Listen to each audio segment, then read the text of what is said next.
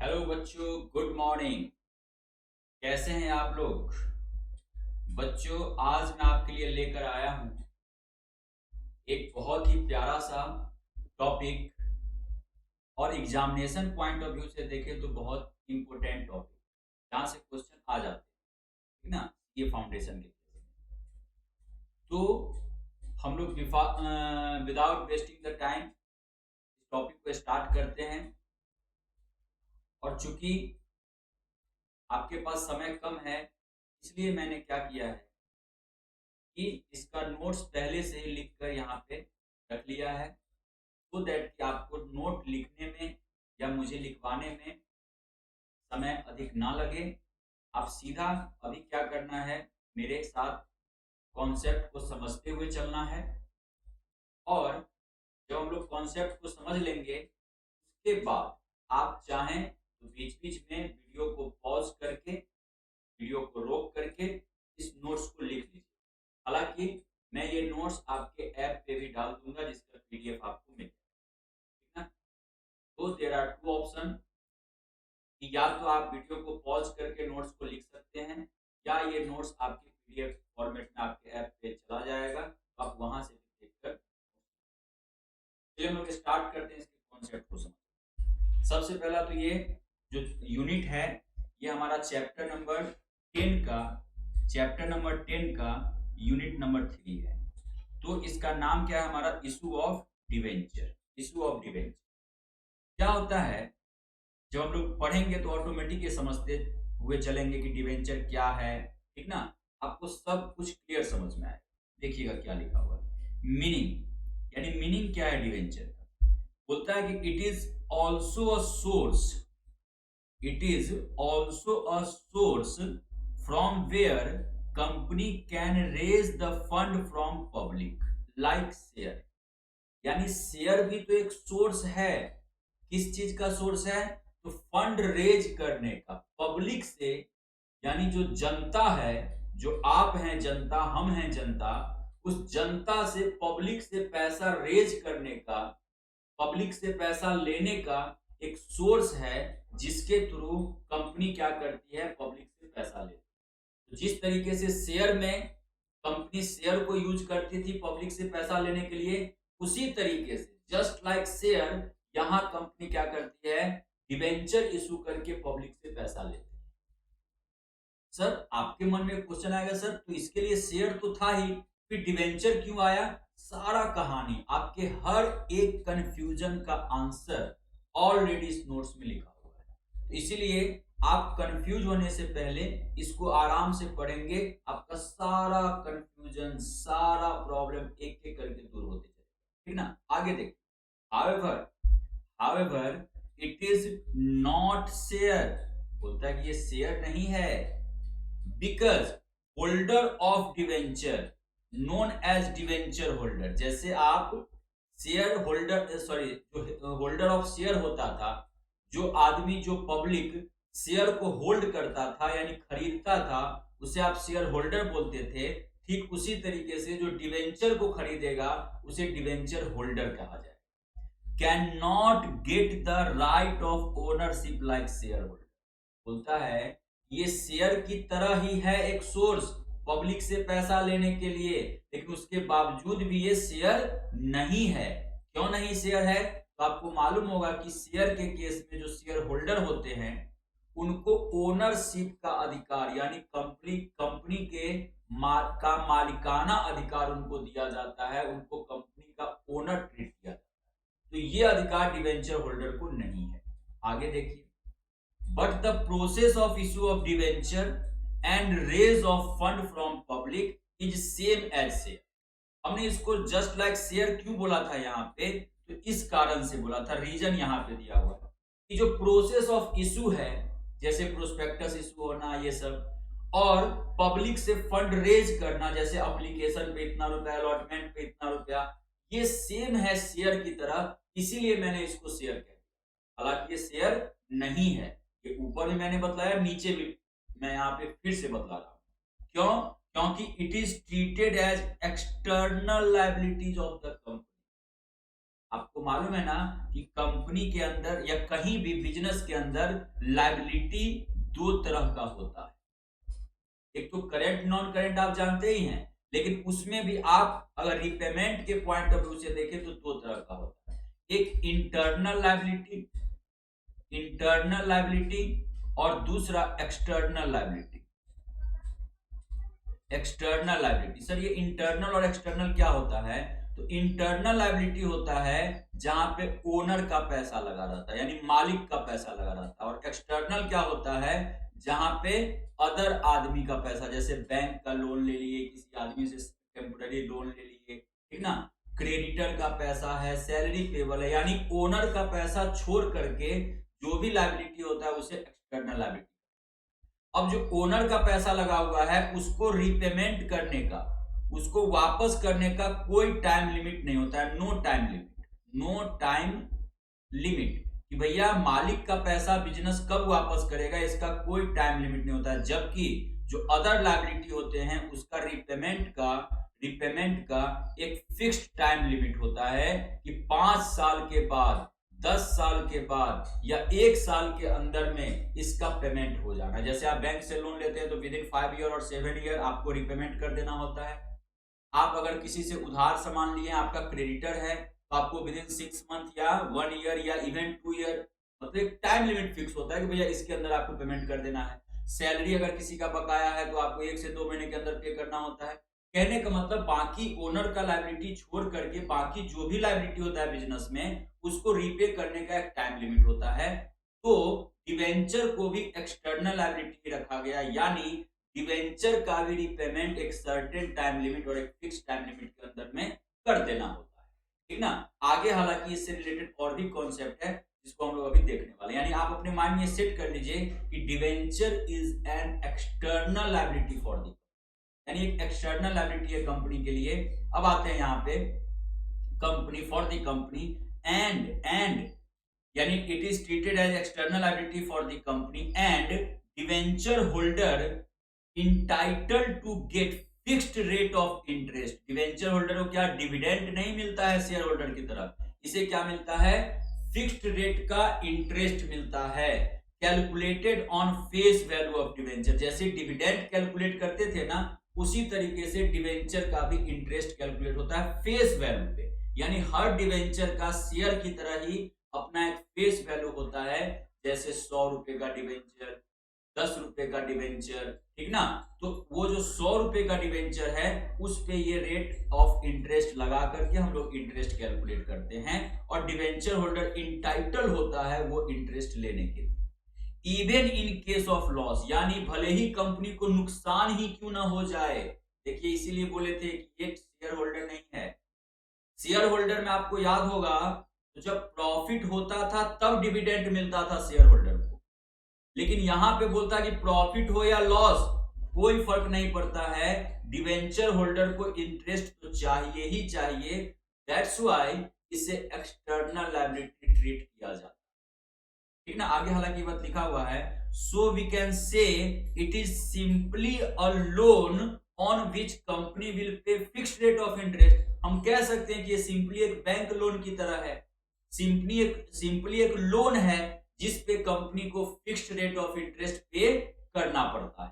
तो अब आपके माइंड में सेट हो गया होगा कि डिवेंचर क्या है, यानी डिवेंचर भी एक तरह का शेयर की तरह एक इंस्ट्रूमेंट है, जैसे 100 रुपए का डिवेंचर या 10 रुपए का डिवेंचर, जिसको किसको इशू किया जाता है? इसे इशू किया जाता है पब्लिक को। यहाँ बहुत सारे पब्लिक होते हैं, लेकिन ये शेयर की तरह ही दिख रहा है आपको, लेकिन ये शेयर नहीं है। क्यों? क्योंकि ये जो पब्लिक होते हैं इन्हें तो भैया फिक्स्ड रेट ऑफ इंटरेस्ट चाहिए, भले ही कंपनी नुकसान में क्यों ना चला जाए या कुछ भी हो, ये इन्हें तो फिक्स्ड रेट ऑफ इंटरेस्ट चाहिए, जस्ट लाइक बैंक।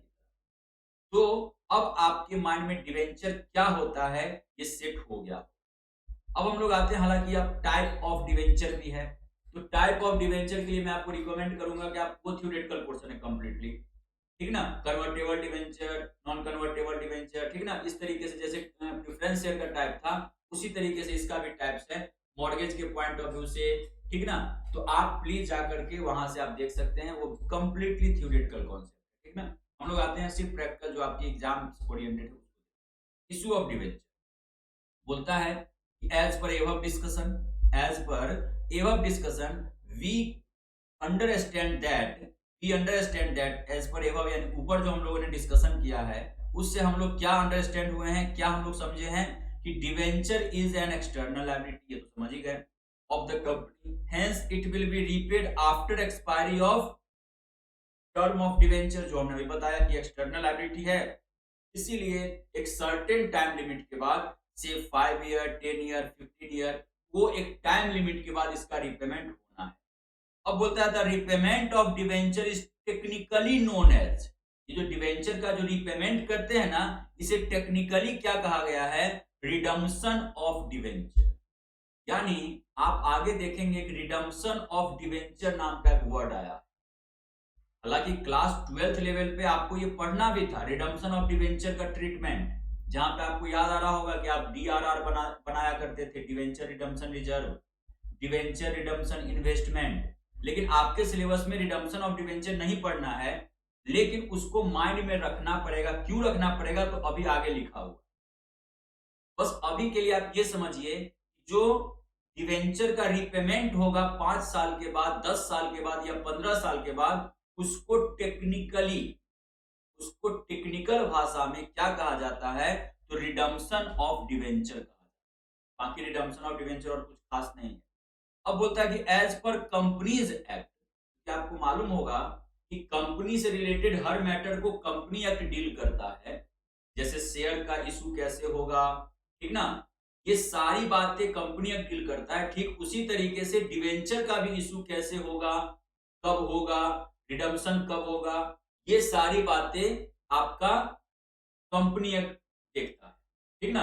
तो बोलता है कि as per companies act debenture can be redeemed at par, यानी डिवेंचर को एट पार पे रिडीम किया जा सकता है। पार बोले तो 100 रुपए का डिवेंचर के बदले में 100 रुपए पे किया जा सकता है, या एट प्रीमियम 100 के बदले में 110 पे किया जा सकता है, या एट डिस्काउंट 100 के बदले में 90 पे किया जा सकता है।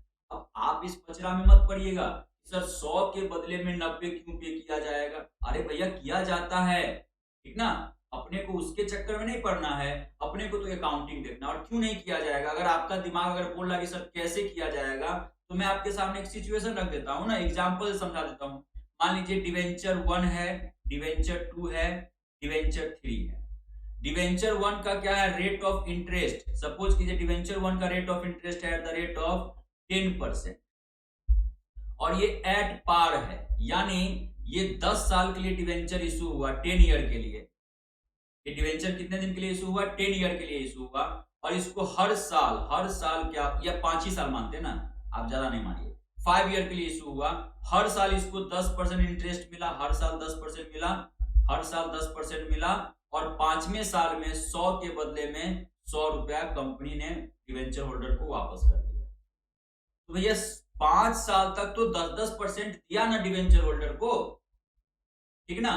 दूसरा डिवेंचर 2 है, जहां पे रेट ऑफ इंटरेस्ट क्या है, तो at the rate of 6%, sir 6%। हाँ देखिए कंडीशन देखिए ना, पहले साल में 6% इंटरेस्ट दिया, दूसरे साल में 6% दिया, तीसरे साल में 6% दिया, चौथे साल में 6% दिया, और 5वें साल में 6% तो दिया ही, लेकिन 100 के बदले में 120 रुपया वापस किया, यानी इसका रिडम्पशन एट प्रीमियम पे कर दिया। रेट ऑफ इंटरेस्ट कम था तो रिडम्पशन प्रीमियम पे हो गया, रेट ऑफ इंटरेस्ट ठीक ठाक था तो एट पार पे हुआ। अब डिस्काउंट वाला कहानी सुन लीजिए, डिवेंचर 3, इसमें क्या था, रेट ऑफ इंटरेस्ट था एट द रेट ऑफ कितना, 15%, और 5 साल तक 15% दिया, फिर 15% दिया, फिर 15%, फिर 15% और फिर 15%, लेकिन at the end of the year 100 के बदले में 90 रुपया वापस किया। तो हर तरह का आदमी है ना धरातल पे, धरती पे हर तरह का आदमी है।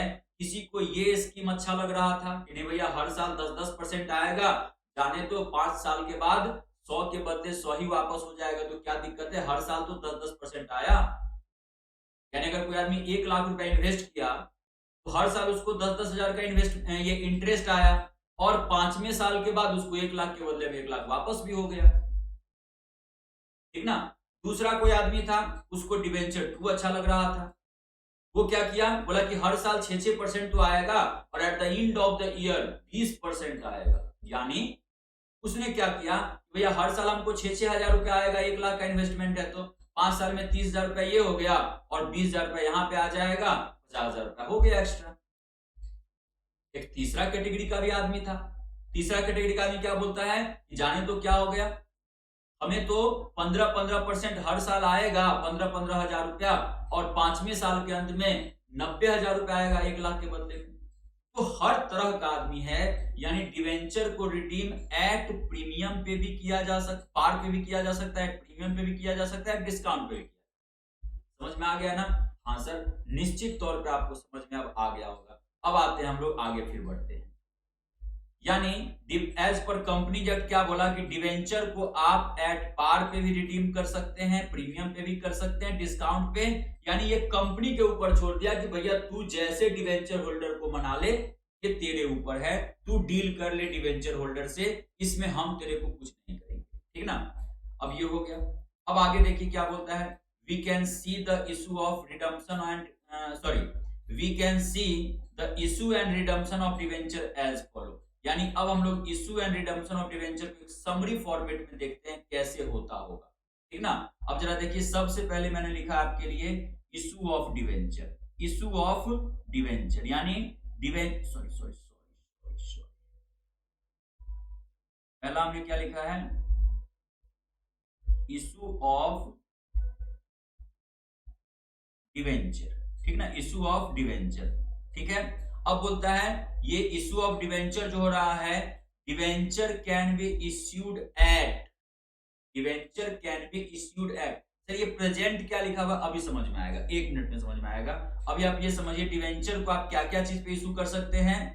आपको याद होगा शेयर, शेयर को क्या क्या चीज पे इशू कर सकते थे, तो सर एट पार पे और दूसरा एट प्रीमियम पे। लेकिन आपको मालूम होना चाहिए मेरे बच्चों, मैंने पहले भी आपको बताया था कि डिवेंचर को इवन एट डिस्काउंट पे भी इशू किया जा सकता है। तो वही चीज यहां लिखा हुआ है कि it can be issue at par, at premium और एट डिस्काउंट। यानी पार का मतलब क्या हो गया, आई बोले तो इशू प्राइस लिखा हुआ है, आईपी का मतलब इशू प्राइस और एफपी का मतलब फेस वैल्यू। यानी issue price is equal to face value, यानी 100 रुपया इशू प्राइस होगा, फेस वैल्यू 100 रुपया होगा। IP is greater than face value, यानी इशू प्राइस होगा 110, फेस वैल्यू होगा 100। IP is less than face value, यानी इशू प्राइस होगा 90 और फेस वैल्यू होगा 100। इसे हम क्या कहेंगे, एट डिस्काउंट, इसे कहेंगे एट प्रीमियम और इसे कहेंगे एट पार। अब सिमिलरली अब आपको समझ में आएगा कि ये प्रेजेंट क्यों लिखा। अब जरा देखिए, बोलता है कि अगर आप 100 रुपए के डिवेंचर को 100 ही रुपए में इशू करते हैं, यानी जिस दिन आप इशू कर रहे थे उस दिन पब्लिक को क्या बोले कि देखो ये 100 रुपए का डिवेंचर है, 100 रुपया निकालो। ठीक ना? तो बोलता है उस केस में क्या आपको कोई फायदा या कोई नुकसान हुआ? No sir, no profit no loss. क्योंकि 100 रुपए का डिवेंचर है, आप उसको 100 रुपया में दिए हैं। ठीक ना? No profit no loss. लेकिन अगर आप 100 रुपए का डिवेंचर 110 में दिए हैं तो क्या आपको फायदा दिख रहा है? प्रीमियम, जो प्रीमियम आपको शेयर में भी आया था, जिसको आप सिक्योरिटी प्रीमियम में क्रेडिट करते थे, सर क्या यहां भी प्रीमियम अमाउंट को सिक्योरिटी प्रीमियम में ही क्रेडिट किया जाएगा? अरे हाँ भाई हाँ, हमने इसीलिए तो लिखाया है कि process of issue of debenture same है शेयर की तरह। समझ में आया? यानी यहां भी क्या होगा, सर ये हमारा प्रेजेंट का प्रॉफिट, आज का प्रॉफिट हमें दिखाई दे रहा है कि हमने डिवेंचर होल्डर को डिवेंचर दिया मात्र 100 रुपए का, लेकिन बदले में उसे कितना रुपया लिया? 110 रुपया। बदले में उसे कितना रुपया लिया? 110 रुपया। तो निश्चित तौर पर आपको प्रेजेंट में आज के डेट में 10 रुपए का प्रॉफिट हो गया। और सिमिलरली आगे देखिए, अगर आप एट डिस्काउंट पे अगर आप इशू करते हैं, एट डिस्काउंट पे इशू करते हैं, तो आपको प्रेजेंट लॉस हो जाता है। कैसे? सर आपने डिवेंचर तो दिया 100 रुपए का, लेकिन आपको कितना मिला? 90, ओनली 90। तो आपका 10 रुपए का यहाँ पे नुकसान हो गया प्रेजेंट। ये प्रेजेंट में क्यों कह रहा हूं, तो 2 चीजें होती है, जरा देखिएगा। एक होता है डेट ऑफ इशू DOI और एक होता है डेट ऑफ रिडम्पशन DOR। ठीक ना। डिवेंचर अगर आज इशू हो रहा है तो हम इसको बोलेंगे डेट ऑफ इशू, और डिवेंचर अगर 5 साल के बाद या 10 साल के बाद रिडम्पशन होगा तो उसको बोलेंगे डीओआर। तो आज के डेट में जो घटना घटित हो रहा है उसे हम प्रेजेंट बोलेंगे। प्रेजेंट, यही तो प्रेजेंट है ना। ऐसा नहीं कि मैं नया आपको प्रेजेंट बता रहा हूं, नहीं नहीं सर, प्रेजेंट का मतलब तो कुछ और होता है, अकाउंट में प्रेजेंट का मतलब कुछ अलग होता है क्या? नहीं, प्रेजेंट तो यही है, आज के डेट में जो घटना घटित होता है दैट इज कॉल्ड प्रेजेंट, और जो भविष्य में फ्यूचर में घटना घटित होगा दैट इज कॉल्ड फ्यूचर। तो डेट ऑफ रिडम्पशन क्या हो गया? आज के पॉइंट ऑफ व्यू से अगर आप आज यहां खड़े हैं तो डेट ऑफ रिडम्पशन आपके लिए क्या हो जाएगा? ये हो जाएगा फ्यूचर। अब एक कॉन्सेप्ट है कंजर्वेटिव सिस्टम ऑफ अकाउंटिंग, जो जिसका नाम हमने लिखा है, आगे आपको दिखेगा भी। उस सिस्टम ऑफ अकाउंटिंग के कारण हमें ये डेट ऑफ रिडम्पशन को ध्यान में रखना पड़ रहा है, क्योंकि आपको थोड़ा बहुत याद आ रहा होगा कंजर्वेटिव सिस्टम ऑफ अकाउंटिंग क्या बोलता है। कंजर्वेटिव सिस्टम ऑफ अकाउंटिंग क्या बोलता है कि अगर कोई भविष्य का, फ्यूचर का लॉस है जिसका रिलेशन आज से है, रिलेशन कब से है? आज से है, तो इसे भी आपको आज ही रिकॉर्ड करना होगा, यानी आज ही का खर्चा मान लेना। बात को समझ में आया? यानी कंजर्वेटिव सिस्टम ऑफ अकाउंटिंग क्या बोलता है कि एनी फ्यूचर लॉसेस और एक्सपेंसेस ऑफ विच, या जिसका relation of which is from present, तो उसे क्या करना होगा? प्रेजेंट में ही रिकॉर्ड कर लेना होगा। हालांकि एनी फ्यूचर इनकम के लिए ये कॉन्सेप्ट नहीं है। फ्यूचर इनकम का रिलेशन भले ही आज से है, उसे हम तब तक नहीं रिकॉर्ड करेंगे जब तक वो एक्चुअली रिसीव्ड या रियलाइज, यानी फ्यूचर इनकम को हम फ्यूचर में जब पहुंचेंगे ना, जब फ्यूचर में पहुंचेंगे तब रिकॉर्ड करेंगे, अभी हम नहीं रिकॉर्ड करेंगे। और चूंकि अभी मैंने आपको जैसा बताया कि फ्यूचर में डिवेंचर का रिडम्पशन एट पार पे हो सकता है, एट प्रीमियम पे हो सकता है, और एट डिस्काउंट पे हो सकता है। तो पार पे होगा तो कोई प्रॉफिट या लॉस नहीं होगा, लेकिन प्रीमियम पे होगा तो आपको क्या, 100 रुपए का फेस वैल्यू के डिवेंचर में आपका रिडम्पशन प्राइस कितना हो रहा है? 110। क्या ये आपको लॉस नहीं दिख रहा है?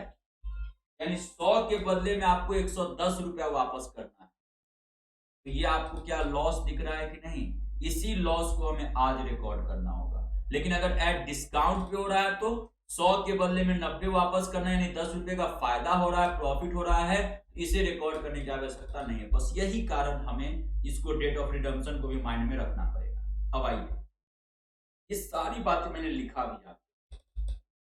अब बोलता है कि डिवेंचर कैन, ये तो डिवेंचर कैन बी इश्यूड आप देख लिए, अब डिवेंचर कैन बी रिडम्पशन का भी आप देख लीजिए। Debenture can be redeemed eight, ये फ्यूचर की बात हो रही है, भविष्य की बात हो रही है। ये कब की बात हो रही है? ये भविष्य की बात हो रही है, फ्यूचर की बात हो रही है। Debenture can be redeemed at par, premium और डिस्काउंट। अगर पार पे होगा तो आरपी का मतलब रिडम्पशन प्राइस मैंने लिखा है, जैसे यहाँ पे आईपी का मतलब इशू प्राइस था, इसी तरीके से आईपी का मतलब redemption price is equal to face value, यानी 100 के बदले में हमें 100 रुपया ही वापस करना पड़ेगा। RP is greater then FD, यानी 100 के बदले में 110 वापस करना पड़ेगा, रिडम्पशन प्राइस 110 हो जाएगा। और डिस्काउंट का मतलब हो गया RP is less than face value, यानी 100 के बदले में हमें 90 ही वापस। अब जरा इसको एक बार एनालाइज करते हैं, कहां प्रॉफिट हुआ कहां नुकसान हुआ। तो सर पहले केस में नो प्रॉफिट नो लॉस, दूसरे केस में लॉस हुआ, लेकिन ये कब का लॉस है? फ्यूचर लॉस है। जिस दिन रिडम्पशन होगा ना 5 साल के बाद, तो ये 5वें साल का लॉस है, इसलिए हमने इसको फ्यूचर लॉस लिखा। लेकिन फिर चूंकि कंजर्वेटिव सिस्टम को फॉलो किया जाता है, इसलिए इसे रिकॉर्ड करना पड़ेगा। और ये फ्यूचर का प्रॉफिट है, 5वें साल के बाद प्रॉफिट होगा, इसे अभी हम रिकॉर्ड नहीं करेंगे। ये भी कहानी मैंने आपके लिए लिख दी। अब बोलता है कि as we know that in account we follow conservative और prudence system of accounting, and as पर कंजर्वेटिव या prudence system of accounting any future loss related to current year must be recorded in current year.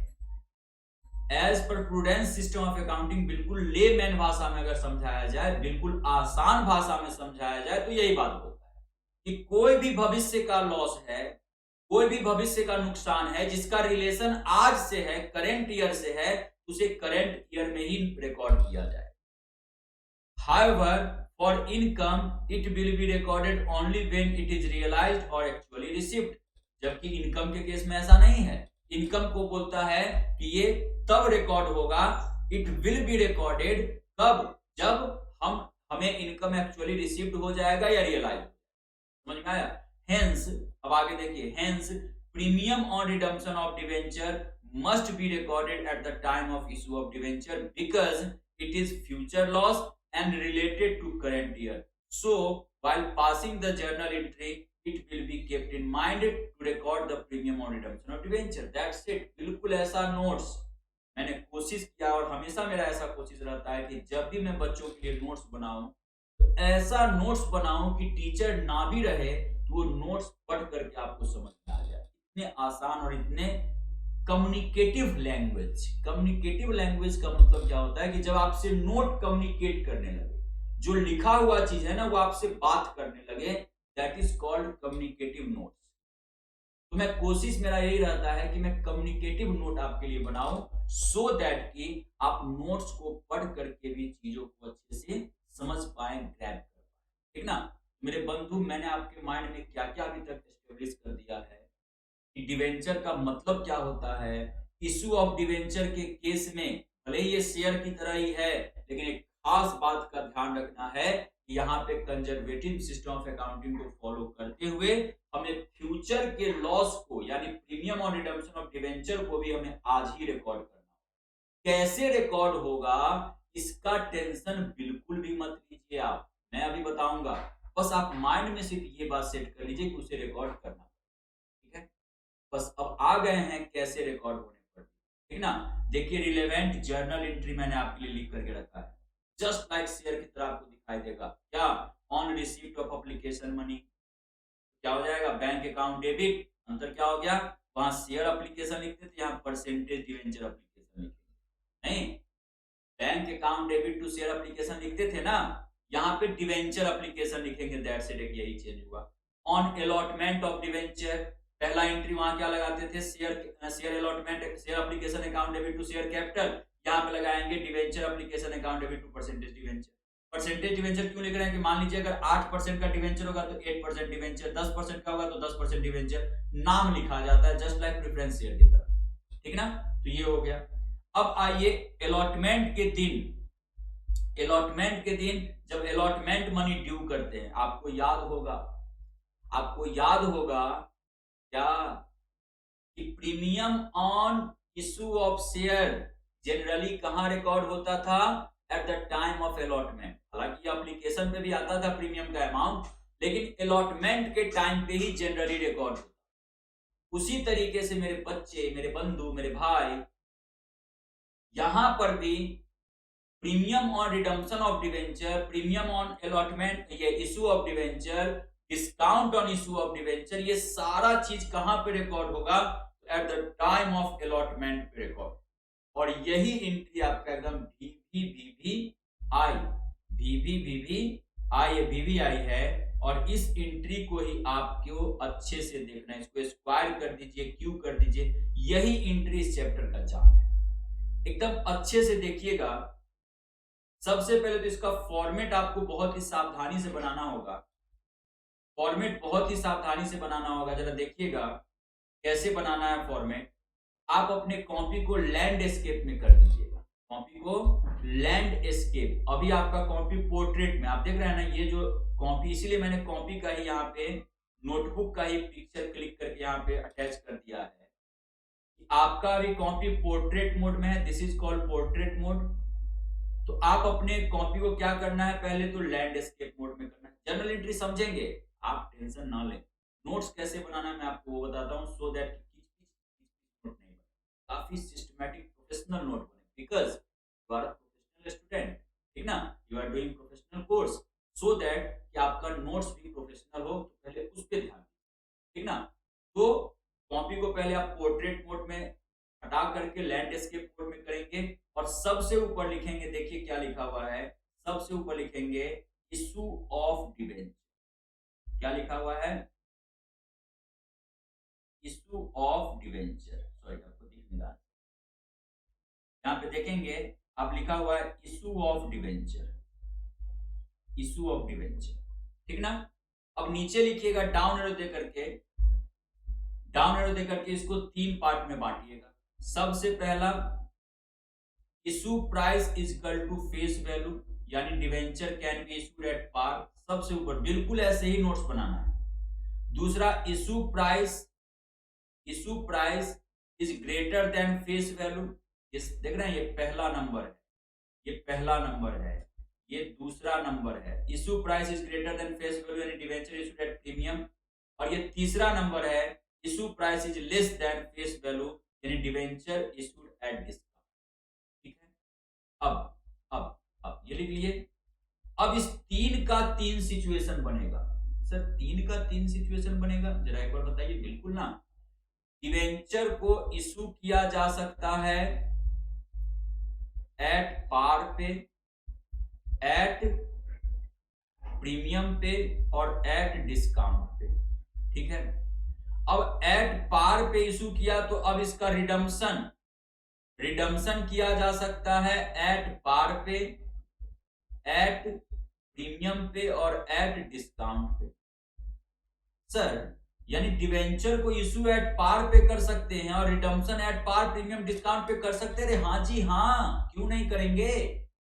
ठीक उसी तरीके से debenture को अगर आपने प्रीमियम पे इशू किया है तो इसका रिडम्पशन आप एट पार पे कर सकते हैं, एट प्रीमियम पे कर सकते हैं और एट डिस्काउंट पे कर सकते हैं। और ठीक इसी तरीके से डिवेंचर को आपने अगर डिस्काउंट पे इशू किया तो इसका भी रिडम्पशन एट पार पे, एट प्रीमियम पे और एट डिस्काउंट पे किया जा सकता है। यानी आप देखेंगे तो 1 2 3 4 5 6 7 8 एंड 9 सिचुएशन बन गया। अब इस सभी सिचुएशन को अच्छे से एनालाइज करना होगा, अच्छे से समझना होगा, सो दैट कि आपका अलॉटमेंट ऑफ डिवेंचर समझ में आ जाए।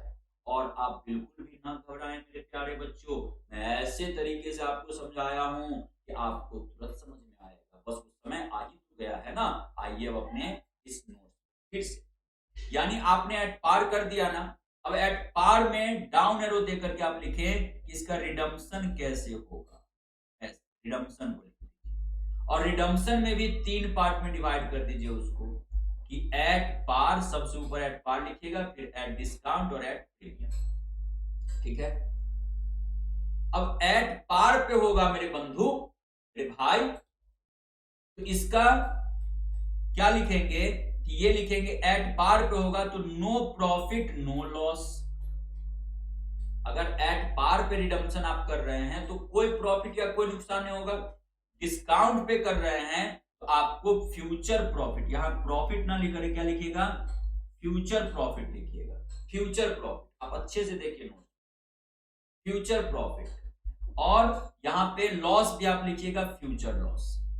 अब यहां पे लिखिएगा एज पर conservative system of accounting future profit can not be recorded या need not be recorded. As पर conservative system of accounting comma दे करके क्या लिखना है, फ्यूचर प्रॉफिट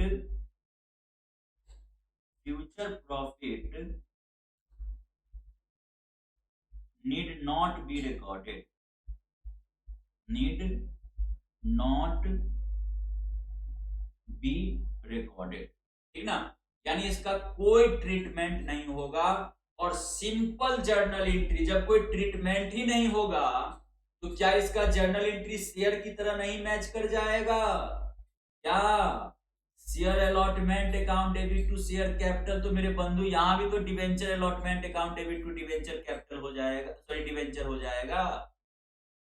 क्या जो एक्स्ट्रा चीज था रिडम्पशन वाला, एक्स्ट्रा चीज जो शेयर में रिडम्पशन का कॉन्सेप्ट नहीं था यहां पे है, लेकिन बोल रहा है कि अगर एट पार पे रिडम्पशन होगा तो कोई फायदा ही नहीं होगा, एट डिस्काउंट पे होगा तो फायदा होगा फ्यूचर में जिसको रिकॉर्ड ही नहीं करना है। तो क्या हम नहीं कह सकते हैं कि ये दोनों सिचुएशन तो सर एक ही हो गया ना।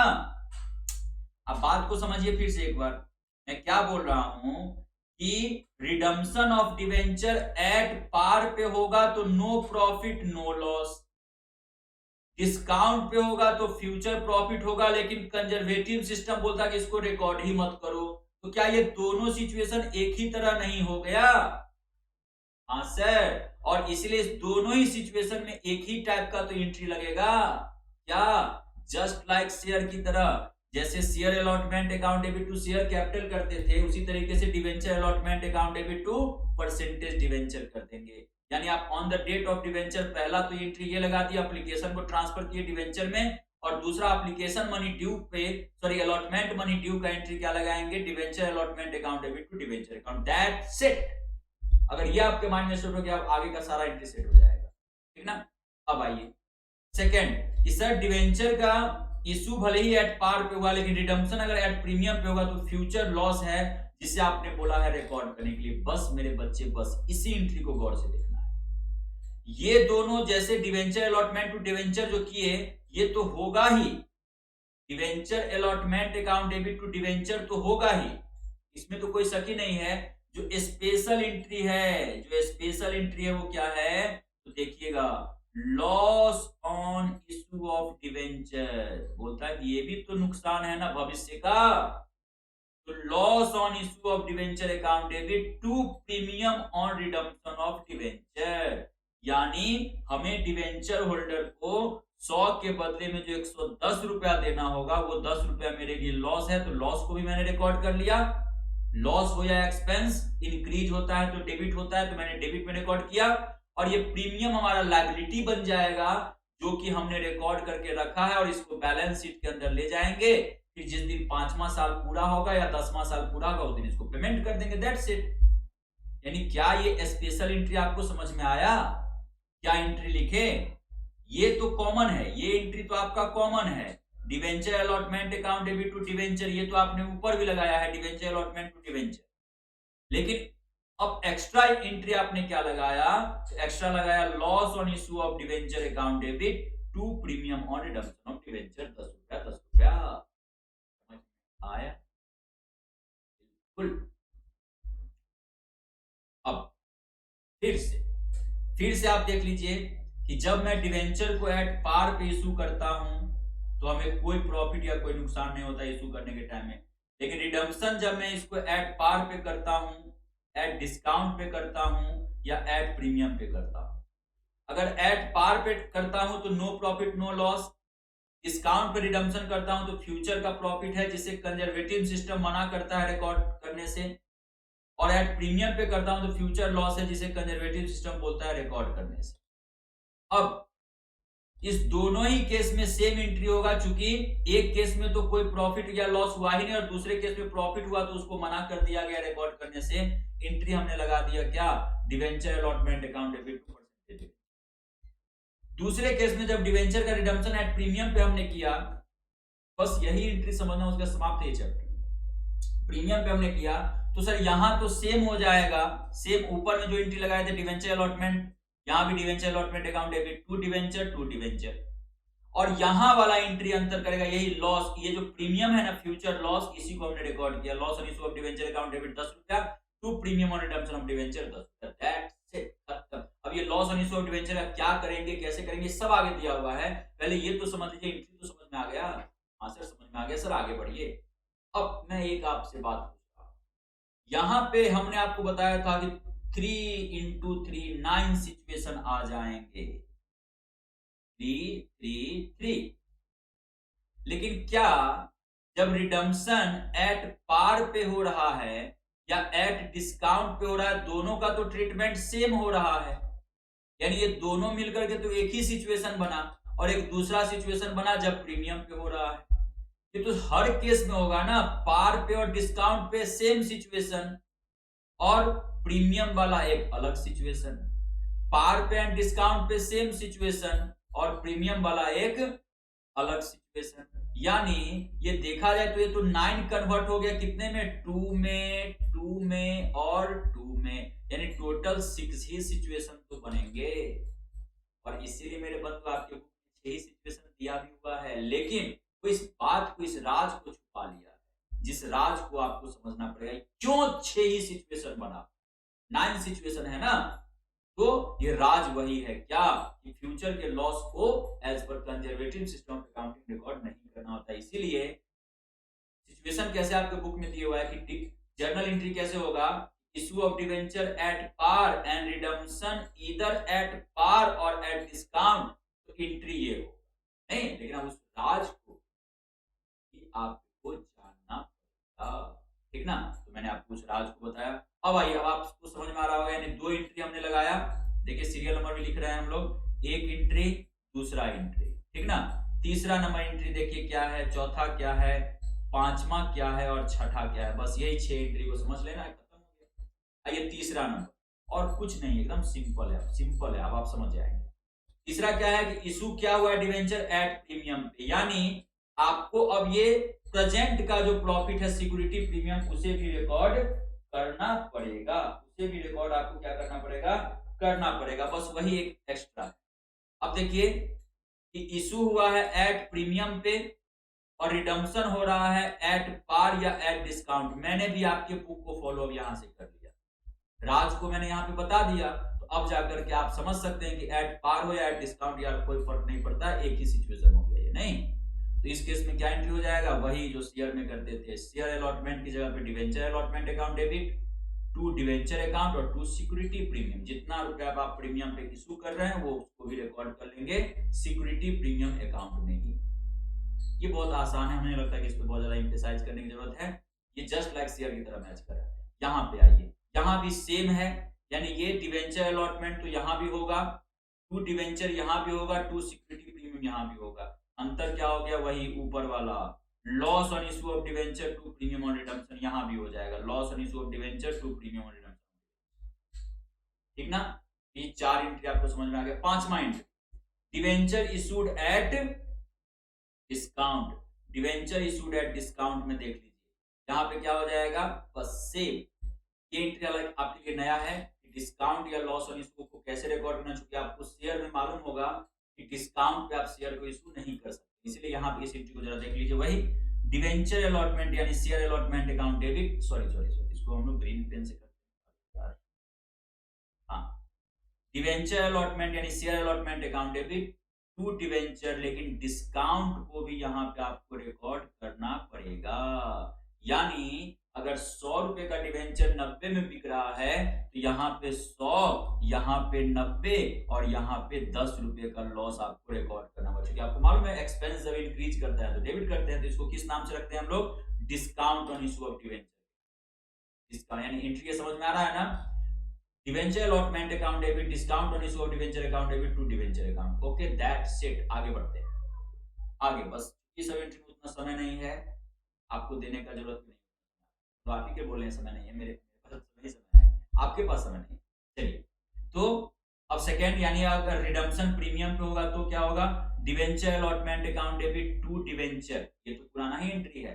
अब जरा देखिए यहाँ पे क्या स्टाइल मारा गया है, क्या डिस्काउंट यानी ये वाला, और लॉस यानी ऊपर वाला ये वाला या इसके ऊपर वाला, ठीक ना, loss on issue of debenture to premium on redemption, यानी आप ये देख लीजिए सिचुएशन कि डिवेंचर को हमने इशू किया था डिस्काउंट पे, यानी इशू प्राइस कितना था 90 और फेस वैल्यू था 100, और इसका रिडम्पशन हम किस पे कर रहे हैं, यानी हमको यहाँ पे 10 रुपए का नुकसान हुआ था और रिडम्पशन कितना कर रहे हैं प्रीमियम पे, तो हमारा फेस वैल्यू है 100 और बदले में कितना दे रहे हैं, सपोज कीजिए 105 रुपया, तो यहां भी हमें 5 रुपए का नुकसान हो रहा है, तो 10 रुपए का नुकसान यहां और 5 रुपए का नुकसान, यानी 15 रुपए का नुकसान, 10 प्लस 5 हम यहाँ पे रिकॉर्ड कर लेंगे 15 रुपए का।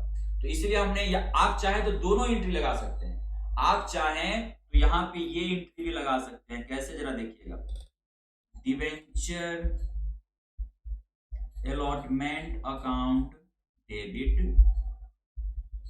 Discount on issue of debenture account debit loss on issue of debenture account debit to percentage debenture account और to premium on redemption of debenture account, that's it. यानी आपने क्या किया, आपने यही किया कि सर ऊपर जो हमने एंट्री लगाया था ये वाला एंट्री, इसको यहाँ पे पूरा कॉपी कर दिया। कैसे? डिवेंचर अलॉटमेंट अकाउंट डेबिट, तो यहाँ भी debenture allotment account debit. Discount on issue of debenture account debit, तो discount on issue of debenture account debit. 2% debenture, तो 2% डेबिट। और सिर्फ एक्स्ट्रा एंट्री प्रीमियम और रिडम्पशन का जैसे ऊपर लगाते थे, loss on issue of debenture account debit to premium और रिडम्पशन ऑफ डिवेंचर आपने लगा दिया, दैट्स इट। यानी इस एंट्री में क्या किया गया है, तो इस दोनों को कंबाइंड कर दिया। क्योंकि ये दोनों लॉस, दोनों का सेम ट्रीटमेंट है, तो यहाँ पे 10 यहाँ पे 5 ना लिख करके एक ही साथ लिख दिया गया 15। आप कर सकते हैं, आपके पास दोनों ऑप्शन है। आप या तो ये एंट्री पास करिए या ये वाला एंट्री पास करिए, दोनों सेम है, ठीक ना। इस तरीके से हमारा क्या हो गया मेरे बंधु मेरे भाई, आपका डिवेंचर का अलॉटमेंट का एंट्री समाप्त हो गया। अब फर्स्ट कॉल फाइनल कॉल, यानी आपको याद आ रहा है ना क्या क्या एंट्री लगाए। पहला entry on receipt of application money, यानी bank account debit debenture application account. On allotment, तो पहला एंट्री क्या लगाएंगे, debenture application account debit to percentage debenture account. और ऑन ऑन क्या, on allotment money due, on allotment money due में 6 entry लग सकता है, 6 एंट्री जो मैंने आपको बताया। और उसके बाद क्या होगा, on receipt of allotment money, ये भी एंट्री लगा लीजिए। On receipt of allotment money entry एक लगा लीजिए। ये हम लोग कहां पे थे, दूसरा नंबर एंट्री लगा लिए थे, तीसरा नंबर ऑन। ये जो 6 सिचुएशन है, 6 में से कोई एक ही सिचुएशन आएगा, ऐसा नहीं कि 6 सिचुएशन आप समझ लीजिएगा, 6 में से कोई एक ही आएगा ना। हाँ sir, on receipt of allotment money क्या हो जाएगा, आपको आता है, bank account debit to debenture allotment account, that's it, खत्म। जर्नल एंट्री समाप्त। सर इसमें भी फर्स्ट कॉल फाइनल कॉल कुछ नहीं होता है, होता भी है आपके लेवल पे नहीं, मतलब है ही नहीं, पूछेगा ही नहीं। क्यों पूछेगा, क्योंकि जानता है बच्चा को कि फर्स्ट कॉल और फाइनल कॉल पूछ करके बेवकूफ बनना है ना। इसको तो ऑलरेडी आ रहा है ना फर्स्ट कॉल और फाइनल कॉल बनाने, बात को समझिए ना। इसको तो ऑलरेडी आ रहा है फर्स्ट कॉल और फाइनल कॉल बनाने, तो वो आपसे नहीं पूछेगा कि डिवेंचर का फर्स्ट कॉल इतने का फाइनल, 2 ही एंट्री में समाप्त हो जाता है। जनरली कभी कभी देखेंगे एक ही एंट्री पूछेगा आपसे, एक ही एंट्री ये वाला अलॉटमेंट वाला, क्योंकि मेन जो कॉन्सेप्ट है वो यहीं पे, ठीक ना। Please be careful. अब आ जाइए, यहां तक समझ गए। अब एक चीज और, एक नोट आप लिख लीजिएगा, presentation of debenture in balance sheet. कभी कभी क्या होता है कि आपको बोलता है कि बैलेंस शीट के अंदर डिवेंचर को प्रेजेंट करके बताओ, ठीक ना। कभी कभी, हालांकि ऐसा नहीं पूछना चाहिए आपके लेवल पे, लेकिन फिर भी आप समझ लीजिए क्या करना है। कंपनी का नाम लिख देना है, एड्रेस लिख देना है, balance sheet as on 31 March 2002, sorry 2022। तो बैलेंस शीट का फॉर्मेट हमने बेसिक में भी पढ़ा था हम लोगों ने, इस तरीके से particular notes, figure of current reporting period, figure of previous reporting period. क्या होता है, इक्विटी एंड लायबिलिटी होता है, और इधर एसेट होता है। इक्विटी एंड लायबिलिटी में 4 मेजर हेड होते हैं, क्या, share holder fund, share application money, pending allotment, non current liability और करंट लायबिलिटी। एसेट में 2 मेजर हेड होते हैं, क्या, करंट एसेट और नॉन करंट एसेट। अब जो डिवेंचर अपना प्लेस होगा वो कहां पे, तो ये लॉन्ग टर्म बोरोइंग में, नॉन करंट लायबिलिटी के अंदर लॉन्ग टर्म बोरोइंग में एक होगा, और एक करंट एसेट के अंदर कैश एंड कैश इक्विवेलेंट, पैसा तो आएगा बैंक में, ठीक ना। अब उसका एक नोट्स भी आपको बनाना पड़ेगा, नहीं नहीं नोट्स यहाँ पे नहीं दिया, हाँ अब देख लीजिए यहाँ पे नोट्स बनाना पड़ेगा किसका, एक मिनट, एक नोट्स यहाँ पे जो लिखा हुआ है, एक नोट आप यहाँ पे बना लेंगे, नोट 1 लॉन्ग टर्म बोरोइंग, और इसमें लिख देंगे ए नंबर में डिवेंचर। डिवेंचर कितना, अगर 50 लाख रुपया होगा तो 50 लाख रुपया, और इसको टोटल कर देंगे 50 लाख रुपया, और यही 50 लाख रुपया यहाँ पे लिखा जाएगा, और निश्चित तौर पे आपके बैंक में 50 लाख रुपया होगा, यहाँ पे लिख देंगे, दैट्स इट। ये प्रेजेंटेशन हो गया, यानी प्रेजेंटेशन कोई खास नहीं होता। चलिए आगे बढ़िए। अब इंटरेस्ट ऑन डिवेंचर को देखना है। अब तो 3 छोटे छोटे पॉइंट है, पॉइंट। एक इंटरेस्ट ऑन डिवेंचर, आपको बता ही देते हैं पहले क्या क्या है। एक तो ये आपको देखना है इंटरेस्ट ऑन डिवेंचर, इसका जर्नल एंट्री भी आपको मैं बताऊंगा अभी तुरंत। ट्रीटमेंट ऑफ डिस्काउंट और loss on issue of debenture, दूसरा ये पॉइंट देखना है, और बस। हाँ एक, हाँ डिवेंचर एक तीसरा, अगर डिवेंचर को आप as a collateral security issue करते हैं तो क्या होगा, ठीक ना। डिवेंचर को आप कोलेटरल सिक्योरिटी इशू करते हैं तो क्या होगा, और उसका डिवेंचर को आप अदर देन कंसीडरेशन यूज करते हैं फोर्थ नंबर, तो क्या होगा, बस खत्म। ये 4 छोटा छोटा कॉन्सेप्ट पढ़ना है, मैं 10 से 15 मिनट के अंदर मैं आपको ये भी बताऊं जल्दी से। पहला, इंटरेस्ट ऑन डिवेंचर, कुछ खास नहीं, कुछ भी नहीं है, कुछ भी नहीं। इंटरेस्ट ऑन डिवेंचर क्या है, जरा एक आराम से देखिएगा। It is an expenses for the company, ये खर्चा है कंपनी के लिए, एंड चार्ज अगेंस्ट प्रॉफिट। ये वर्ड आपको समझने में परेशानी नहीं हो रही है क्योंकि आपने पीएल अकाउंट में, सॉरी, पार्टनरशिप पढ़ लिया है। पार्टनरशिप में आपको ये वर्ड दिखाई दिया था, appropriation of profit and charge against profit.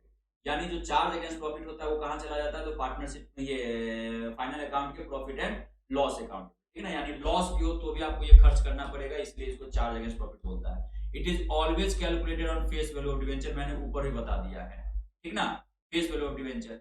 एक ट्रू रेट ऑफ इंटरेस्ट इसमें कैलकुलेट करने का आपसे पूछेगा। एक यूनिक चीज यहाँ पे ये है, एक यूनिक चीज, इसको बीवीआई कर दीजिए यहाँ पे, एक यूनिक चीज है, क्या है जरा देखिएगा, आप देखेंगे समझ में आ जाएगा। अब 12% debenture with a nominal value of ₹100 is issued at 10% discount, यानी 100 रुपए का डिवेंचर कितना में, 90 रुपए में इश्यू हुआ। Calculate the amount of interest and true rate of interest, आपसे क्वेश्चन पूछा जा सकता है। अमाउंट ऑफ इंटरेस्ट तो आप सिंपली आपको बताया कि फेस वैल्यू पे कैलकुलेट होगा। 12% डिवेंचर का मतलब होता है कि रेट ऑफ इंटरेस्ट दिया हुआ है आपको 12%, तो 100 रुपए का 12% आपने निकाला, 12 रुपए कैलकुलेट हो गया इंटरेस्ट।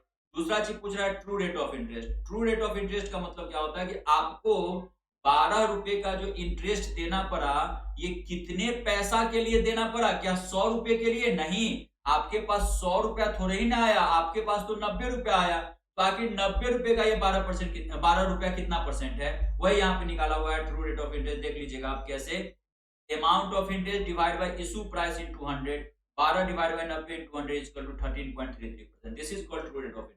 अगर यही प्रीमियम पे रहता तो क्या हो जाता, यहाँ पे इशू प्राइस 110 हो जाता, यहाँ पे अगर प्रीमियम पे रहता तो क्या हो जाता, 12 डिवाइड बाय 110 इनटू 100 और आपका true rate of interest calculate, ठीक ना।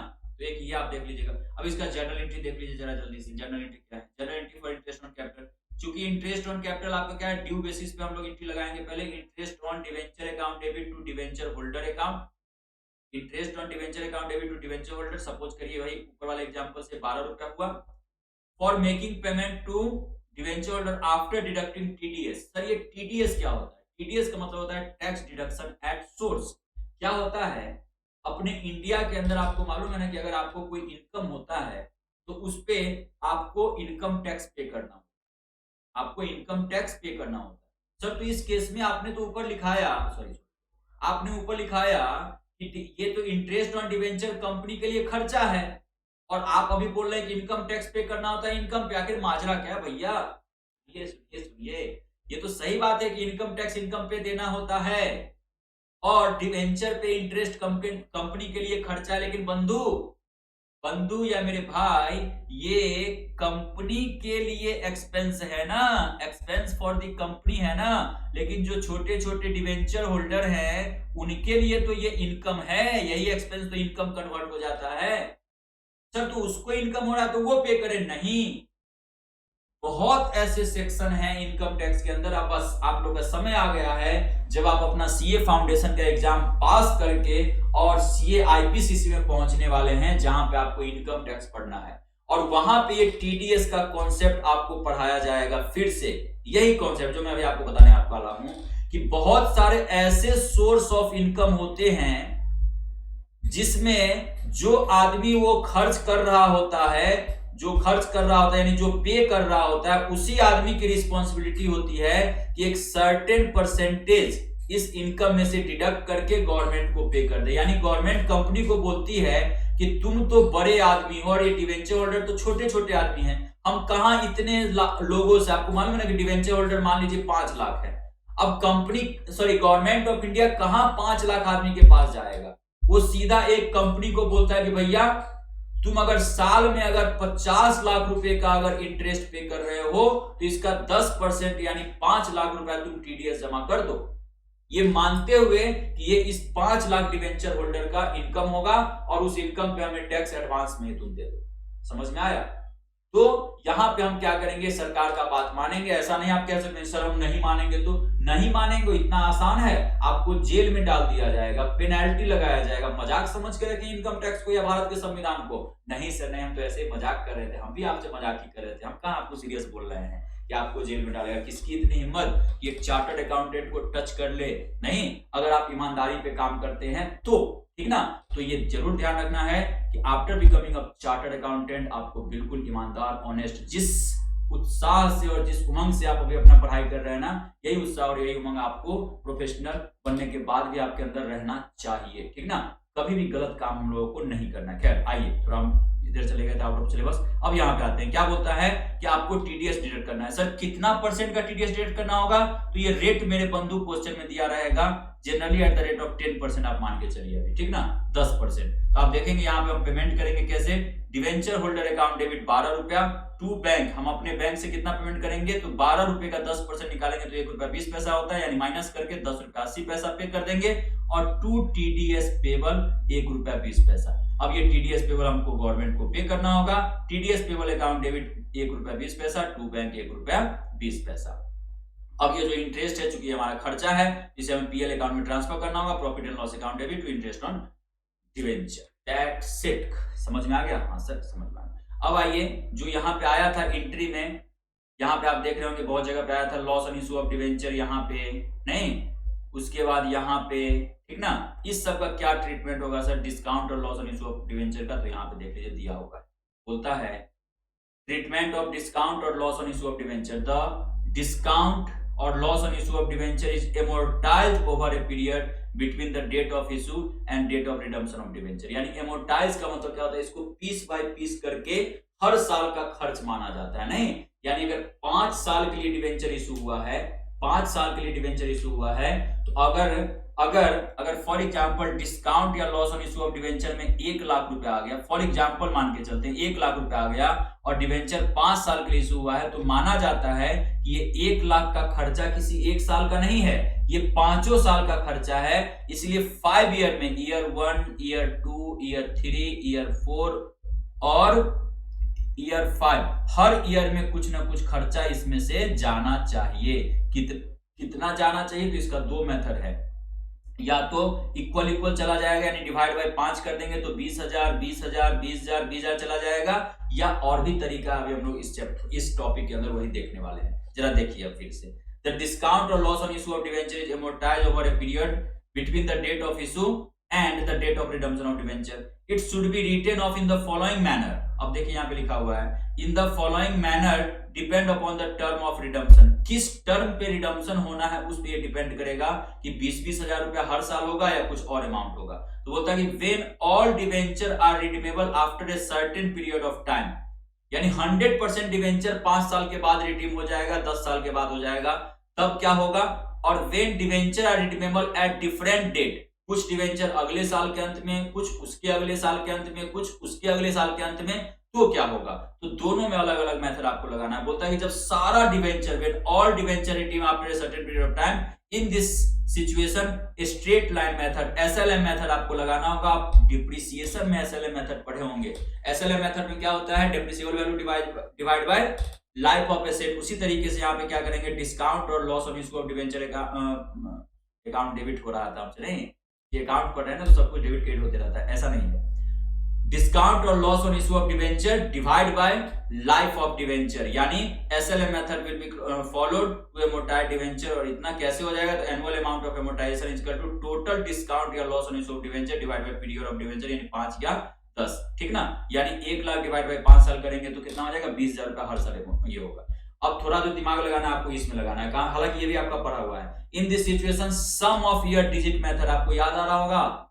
ये डेप्रिसिएशन में एक मेथड था, डेप्रिसिएशन कैलकुलेट करने का, सम ऑफ ईयर डिजिट मेथड, याद आ रहा है ना वो, कि जब हम लोग ईयर को डिसेंडिंग ऑर्डर में अरेंज करते थे, पहले तो ईयर लिख देते थे 1 2 3 4, और फिर रेशियो कैलकुलेट करने के लिए 5 4 3 2 1 निकालते थे, और फिर उसका टोटल करके depreciable value into number of year including present year divide by total digit of number of year of the asset. ये याद आ रहा है ना फॉर्मूला? हाँ जी, वही यहाँ लिखा हुआ, लेकिन इसका एक आसान तरीका था, वो स्टेटमेंट बना करके, यानी ईयर का कॉलम होता था 1 2 3 4 5 ईयर, उसी ईयर को डिसेंडिंग ऑर्डर में लिख देते थे, तो 5 4 3 2 1 ईयर, और रेशियो क्या हो जाता था 5 डिवाइड बाय 1 से लेकर के 5 तक का जोड़ ऐड करना, यानी 1 से लेकर के 5 तक का ऐड कितना होता है 15, तो 5 डिवाइड बाय 15 पहले साल का, 4 डिवाइड बाय 15 दूसरे साल का, 3 डिवाइड बाय 15 तीसरे साल का, 2 डिवाइड बाय 15 चौथे साल का, और 1 डिवाइड बाय 15 पांचवें साल का। ये आपको याद आ रहा होगा? हाँ सर याद आ रहा है, बस उसी को फॉलो यहां करना है। In this situation sum of year digit method will be followed to amortize the debenture।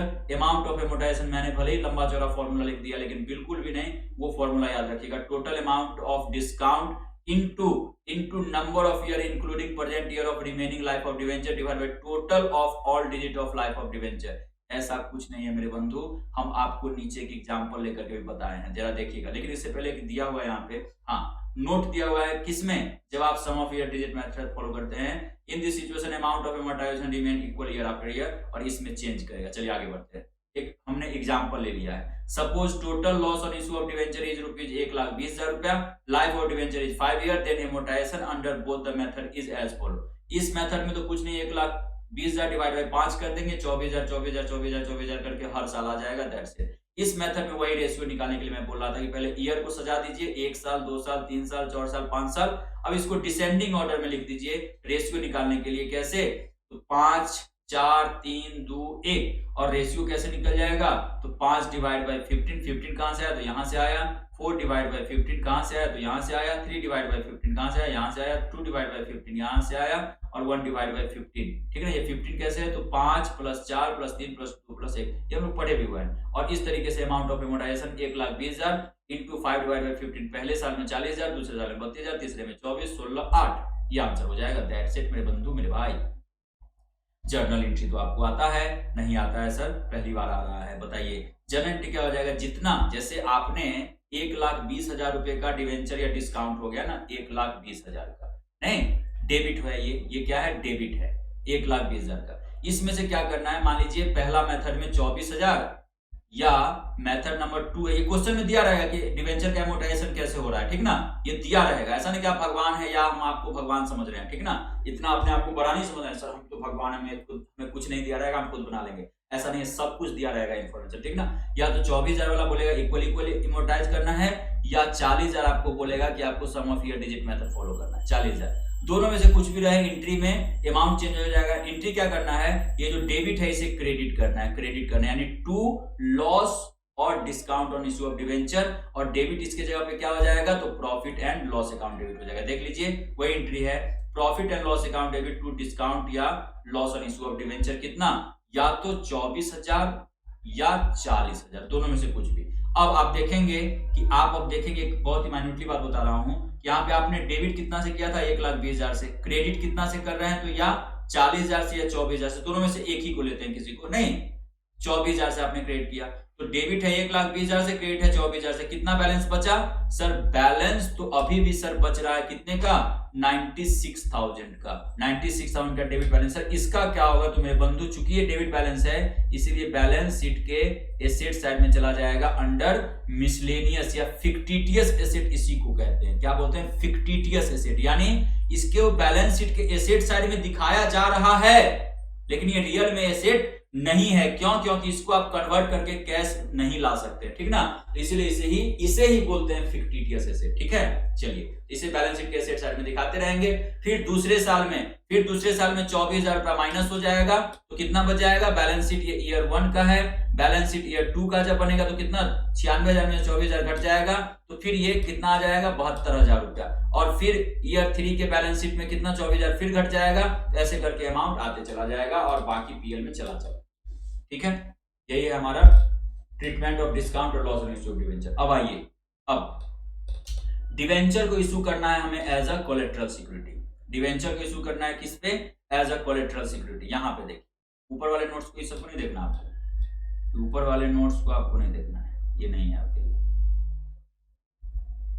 ये नहीं, यहां पे देख लीजिए, डिवेंचर को एज अ कोलेट्रल सिक्योरिटी। सबसे पहले तो कोलेट्रल सिक्योरिटी का मतलब क्या होता है, तो बोलता है कोलेट्रल सिक्योरिटी मींस सेकेंडरी या supporting security for a loan. जब आप बैंक से लोन लेने जाते हैं, मैंने आपको बताया था कि बैंक से लोन लेना क्यों डिफिकल्ट हो जाता है, तो बैंक बोलता है कि अगर आपको 100 करोड़ रुपया का जरूरत है, 100 करोड़ का, तो मैं आपको 75% ही लोन दे पाऊंगा, यानी 75 करोड़ का लोन दे पाऊंगा, और 25% यानी 25 करोड़ रुपया आपको खुद लगाना पड़ेगा।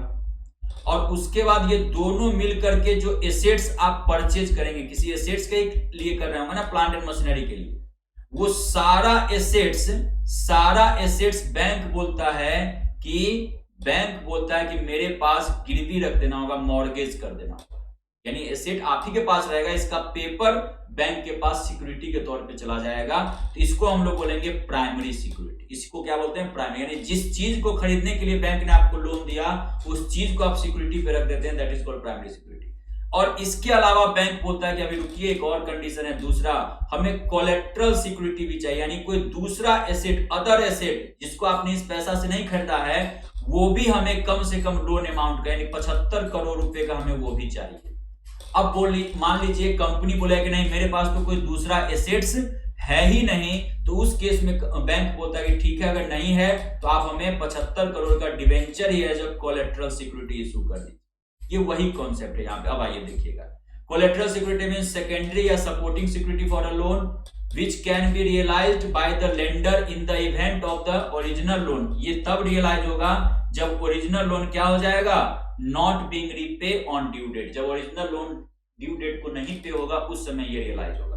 अकाउंटिंग ट्रीटमेंट, अब देखिए इसका मेथड 1, चूंकि आपको मालूम होना चाहिए, यहाँ पे जो कंपनी ने इशू किया डिवेंचर, यहाँ पे जो कोलेट्रल सिक्योरिटी में इशू किया, इसके बदले में बैंक ने क्या फिर से 75 करोड़ रुपया कंपनी को दिया? नहीं, बैंक ने तो लोन यहीं पे दे दिया था 75 करोड़, जिससे एसेट आ गया था। उस समय एंट्री आप लगाए होंगे, bank account debit to bank loan, आप एंट्री लगा लिए होंगे, नहीं? लेकिन क्या जब डिवेंचर इशू किए, फिर इशू आपको पैसा बैंक देगा? नहीं देगा।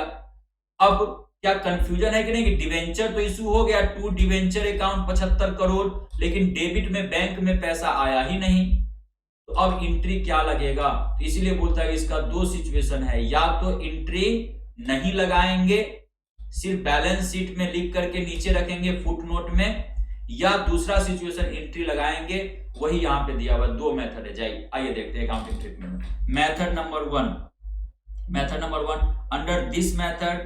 under this method no any entry made in the books of account of the company at the time of issue of such debenture, however it should be shown in the footnote of the balance sheet of the company। कैसे? तो balance sheet है ऐसे करके, और नीचे star लगा करके लिखा रहेगा dash number of debenture issued as collateral security to dash bank, that's it.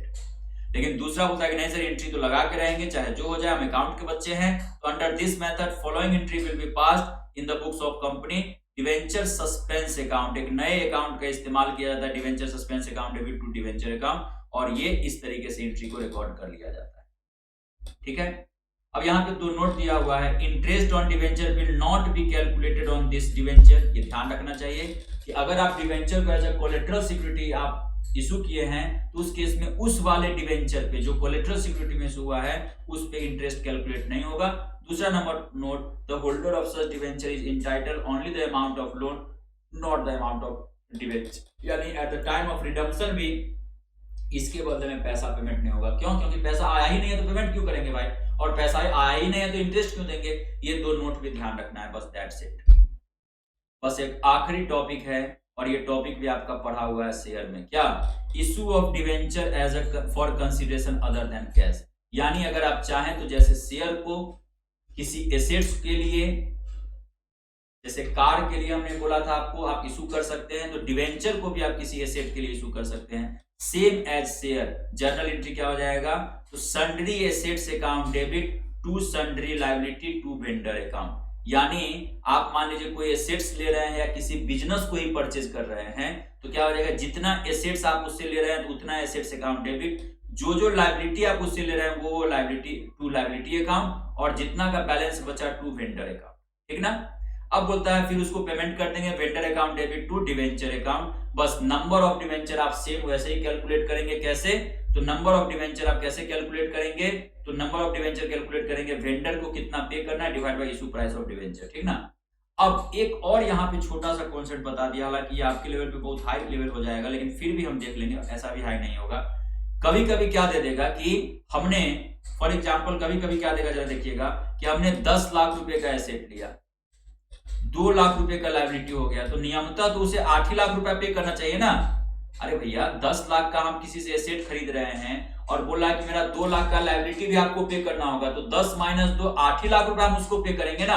लेकिन बोला कि नहीं नहीं, आपको हमें भी 9 लाख रुपया पे करना पड़ेगा, यानी 1 लाख रुपया आपको एक्स्ट्रा पे करना पड़ेगा। क्यों? तो ये उस बिजनेस का गुडविल हो सकता है, ठीक ना, ये उस बिजनेस का गुडविल हो सकता है। या दूसरा सिचुएशन आपने 10 लाख का एसेट लिया, 2 लाख का लायबिलिटी लिया और उसको 8 लाख की जगह पे आपने 7.5 लाख रुपया पे किया, तो ये 50,000 रुपए का आपका क्या होगा, कैपिटल गेन हो गया। कैपिटल गेन, इसको आपको कैपिटल रिजर्व में ट्रांसफर करना। वही चीज यहाँ पे लिखा हुआ है कि जरा देखिएगा, balancing figure of this entry will be either transfer to goodwill अगर डेबिट बैलेंस होगा तो, और कैपिटल रिजर्व अगर क्रेडिट बैलेंस होगा तो। इन केस ऑफ लॉस अगर गुडविल हो गया तो लॉस का सिचुएशन, इसलिए आपने गुडविल में भेजा है। कैपिटल प्रॉफिट है इसलिए आपने कैपिटल रिजर्व भेजा। दैट्स इट, ठीक ना। अब जरा देखिए नंबर ऑफ डिवेंचर कैसे कैलकुलेट होगा। तो 8 लाख रुपया मान लीजिए पे करना है, 10% डिवेंचर है, इशू प्राइस अगर एट पार पे है तो 8 लाख उसको पे करना है, 100 रुपए का डिवेंचर है तो 8,000 हो जाएगा। एट प्रीमियम पे है तो 8 लाख रुपया पे करना है, 110 में अगर हमें इशू प्राइस है तो 72 हो जाएगा। 8 लाख है तो 90 से अगर कर दिए तो डिस्काउंट के केस में क्या हो जाएगा, 8889, ठीक ना। This is the complete concept मेरे बंधु, मेरे भाई। Thank you.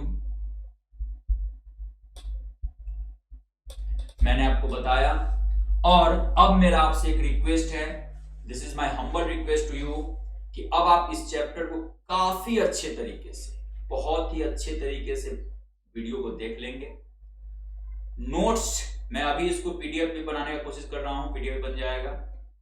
नोट्स आप इसको क्या करेंगे, आपके ऐप पे चला जाएगा, वहां से ले सकते हैं, या आप बीच बीच में वीडियो को पॉज करके नोट्स भी लिख सकते हैं। क्योंकि आप देखेंगे बहुत ज्यादा नोट्स इसमें नहीं है, मुश्किल से 2 या 3 पेज का है, 4 पेज का।